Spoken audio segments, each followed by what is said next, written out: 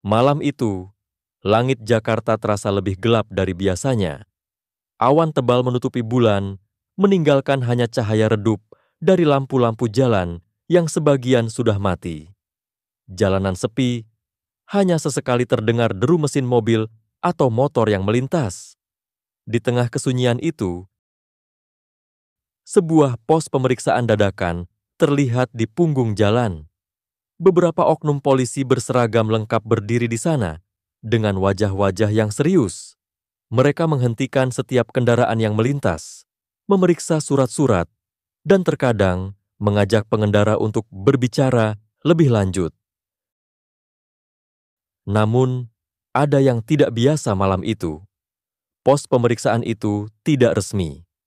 Tidak ada pemberitahuan dari kepolisian setempat, tidak ada surat tugas yang jelas. Hanya beberapa oknum polisi yang memutuskan untuk bekerja lembur tanpa izin. Mereka mencari celah, mencari kesempatan untuk mengisi kantong mereka sendiri. Salah satu dari mereka adalah seorang polisi muda yang kita sebut saja Bribtu Agus. Ia sudah mulai jenuh dengan gaji kecilnya. Ia tahu risiko yang diambilnya malam itu, tapi kebutuhan keluarga dan tekanan hidup membuatnya nekat. Bersama dua rekannya, ia berdiri di pinggir jalan, menghentikan setiap kendaraan yang melintas.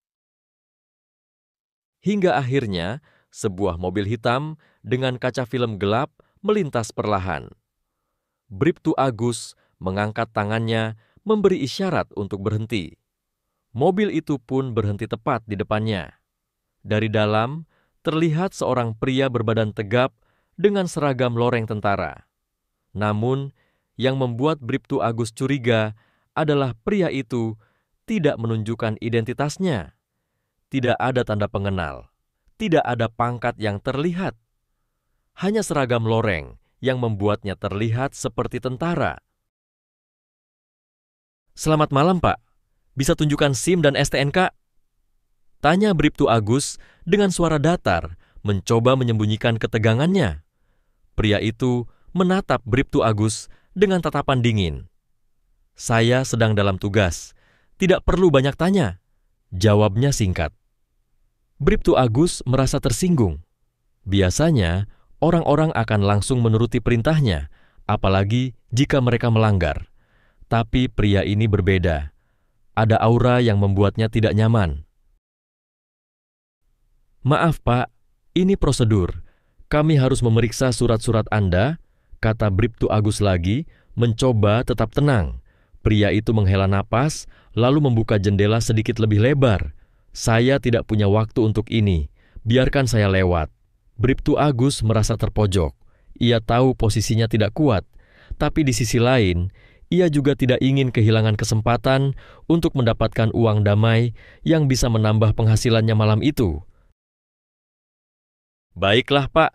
Tapi kalau begitu, mungkin kita bisa bicara baik-baik. Ada sedikit masalah dengan surat-surat Anda. Mungkin kita bisa selesaikan di sini saja," kata Bribtu Agus mencoba memberikan kode. Pria itu menatap Bribtu Agus lebih dalam, seolah mencoba membaca pikiran polisi muda itu. "Apa maksudmu?" tanyanya. Suaranya rendah tapi penuh ancaman.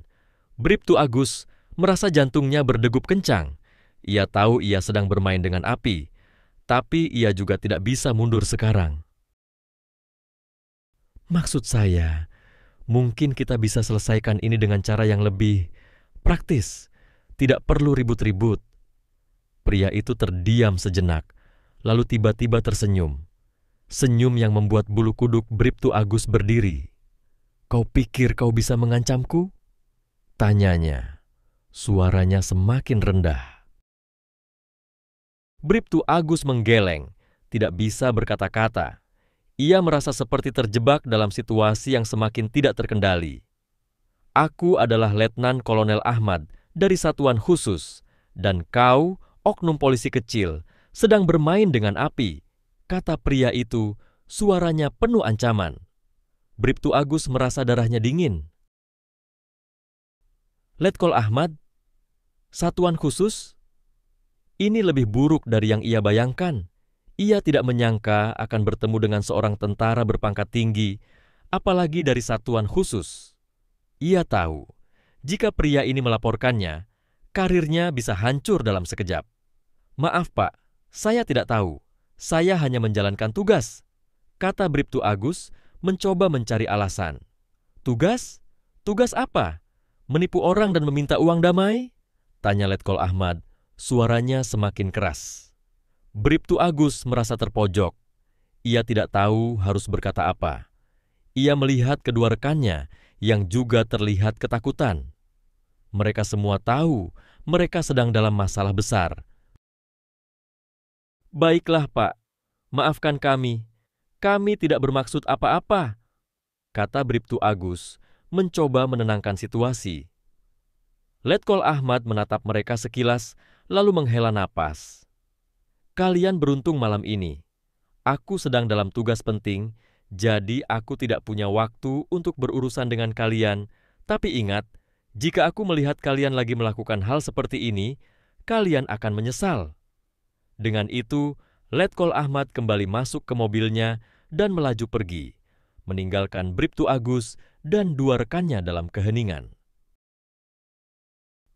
Mereka semua tahu, mereka baru saja terhindar dari bencana besar.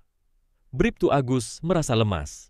Ia tahu, malam ini ia telah membuat kesalahan besar.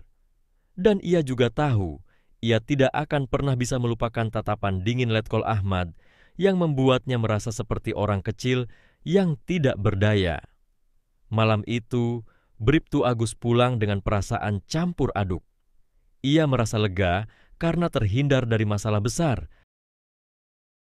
Tapi di sisi lain, ia juga merasa hancur. Ia tahu, ia telah melangkah terlalu jauh, dan ia tidak bisa lagi kembali ke jalan yang benar. Dan di tengah kegelapan malam, bayang-bayang Letkol Ahmad masih terasa, mengingatkannya bahwa ada garis yang tidak boleh ia langgar. Garis antara benar dan salah, antara tugas dan kejahatan. Dan malam itu, ia telah melangkahi garis itu. Beberapa hari setelah kejadian itu, Bribtu Agus memutuskan untuk mengundurkan diri dari kepolisian. Ia tahu ia tidak bisa lagi menjalankan tugasnya dengan integritas. Ia juga tahu bayang-bayang Letkol Ahmad akan selalu mengikutinya, mengingatkannya akan kesalahan yang ia lakukan. Sementara itu, Letkol Ahmad terus menjalankan tugasnya dengan dedikasi penuh. Ia tahu, ada banyak oknum polisi seperti Bribtu Agus di luar sana yang terjebak dalam lingkaran korupsi dan kejahatan, dan ia bertekad untuk membersihkan sistem, satu persatu. Malam itu, di tengah kegelapan Jakarta, dua dunia bertemu. Dunia oknum polisi yang terjebak dalam korupsi dan dunia tentara yang teguh pada prinsip. Dan di tengah pertemuan itu, ada pelajaran yang harus dipetik, bahwa integritas adalah harga mati dan setiap tindakan memiliki konsekuensinya sendiri.